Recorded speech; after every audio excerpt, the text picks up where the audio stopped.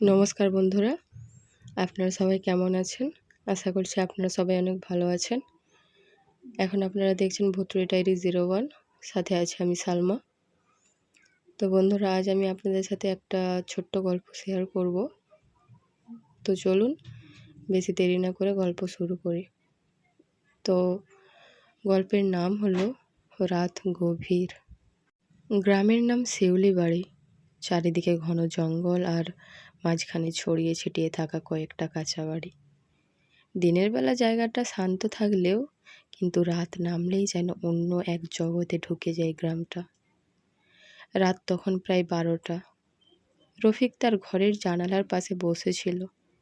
বাইরে কুয়াশা আর দূরে শেয়ালের ডাক। হঠাৎ সে শুনতে পেল কেউ যেন খুব আস্তে আস্তে তার নাম ধরে ডাকছে, রফিক, রফিক। সে চমকে উঠল। এই সময়ে কে ডাকবে তাকে? জানালা দিয়ে বাইরে তাকাতেই সে দেখল একটা সাদা কাপড় পরা ছায়া গাছের নিচে দাঁড়িয়ে আছে। মুখটা ঠিক দেখা যাচ্ছে না, শুধু স্থির হয়ে দাঁড়িয়ে আছে। রফিক ভাবল হয়তো গ্রামের কেউ মজা করছে। সাহস করে দরজা খুলে বাইরে বেরিয়ে এলো। কিন্তু বাইরে এসে সে থমকে গেল, কারণ চারপাশটা একদম নিস্তব্ধ। কোনো মানুষ নেই, শুধু ঠান্ডা বাতাস বইছে। ঠিক তখনই আবার সেই শব্দ, রফিক, এদিকে এসো। এবার শব্দটা আসছে তার পেছন থেকে। সে ধীরে ধীরে ঘুরে দাঁড়াতেই দেখল একদম তার পেছনে দাঁড়িয়ে আছে সেই সাদা ছায়া। এবার মুখটা স্পষ্ট দেখা গেল।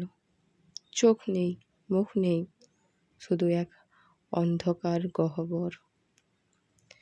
রফিক চিৎকার করতে গিয়েও পারল না।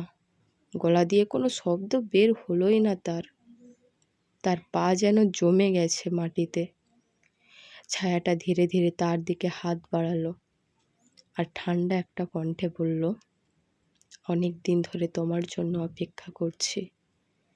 হঠাৎ সব কিছু অন্ধকার হয়ে গেল।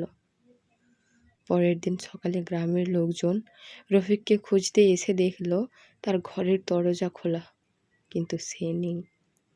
শুধু মাটিতে পড়ে আছে একজোড়া পায়ের ছাপ, যা বাড়ির বাইরে নয়, ভেতরের দিকেই ঢুকে গেছে।